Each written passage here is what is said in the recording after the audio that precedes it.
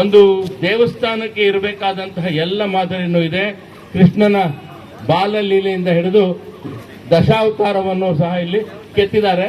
ಬಹಳ ಚೆನ್ನಾಗಿದೆ. ಇದನ್ನು ಸುಂದರವಾಗಿ ಬಳಸ್ಕೊಂಡಿದ್ದಾರೆ. ಈಗಲೂ ನಮ್ಮ ದಸರಾ ಸಂದರ್ಭದಲ್ಲಿ ನಾಟಕಗಳಿಗೆ, ಕಾರ್ಯಕ್ರಮಗಳಿಗೆ, ಅನೇಕ ಫಂಕ್ಷನ್ಗಳಿಗೆ ಇದನ್ನು ಬಳಸ್ಕೊಂಡಿದ್ದಾರೆ. ಮಹಾತ್ಮ ಗಾಂಧಿ ಬಂದ ಹಾಗೆ ಬಹಳ ಜನ ಲೀಡರ್ಗಳು ಇಲ್ಲಿ ಬಂದು ಭಾಷಣವನ್ನು ಮಾಡಿದ್ದಾರೆ.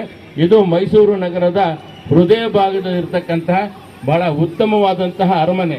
ಮತ್ತೊಂದು ಮಾಹಿತಿ ಏನು ಅಂದರೆ, ನಮ್ಮ ಮರದ ಅರಮನೆಗೆ ಬೆಂಕಿ ಬಿದ್ದಾಗ ನಮ್ಮ ರಾಜವಂಶಸ್ಥರೆಲ್ಲ ಇಲ್ಲಿ ನೆಲೆಸಿದ್ರು. ಇಲ್ಲಿಗೆ ಅಲ್ಲಿಂದ ಬಂದು ಶಿಫ್ಟ್ ಆಗಿ ಅರಮನೆ ಕಟ್ಟೋವರೆಗೂ 1907ರವರೆಗೂ ಇಲ್ಲೇ ಇದ್ರು. ನಮ್ಮ ನಾಲ್ವಡಿ ಕೃಷ್ಣರಾಜ ಒಡೆಯರ್ ಅವರ ಪಟ್ಟಾಭಿಷೇಕ, ಮದುವೆ, ಎಂಗೇಜ್ಮೆಂಟ್ ಹೇಳಿದ್ರಾ? ಇವ್ರು ಹೇಳಿದಾರಂತೆ ಸ್ವಾಮಿ ಅವರು, ಮತ್ತನ್ನ ಹೇಳೋದೇನಿಲ್ಲ.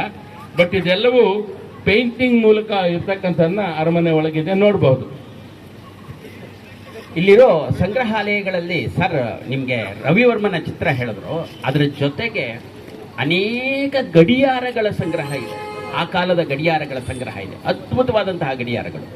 ಮತ್ತೆ ಈ ಆರ್ಟ್ ಗ್ಯಾಲರಿ ಒಳಗಡೆ ಮೈಸೂರಿನ ಚಿತ್ರಕಲಾ ಶೈಲಿಯನ್ನ ನೋಡಬಹುದಾದಂತಹ ಮೇಲ್ಗಡೆ ಒಂದು ಚಿತ್ರಕ್ಕೋಸ್ಕರವಾಗಿಯೇ ಮೀಸಲಾದಂತಹ ಒಂದು ಜಾಗ ಇದೆ. ಅಲ್ಲಿ ಮುಮ್ಮಡಿ ಕೃಷ್ಣರಾಜ ಒಡೆಯರವರು ತಮ್ಮ ಇಡೀ ವಂಶವೃಕ್ಷವನ್ನ ಚಿತ್ರಣ ಮಾಡಿದ್ದಾರೆ.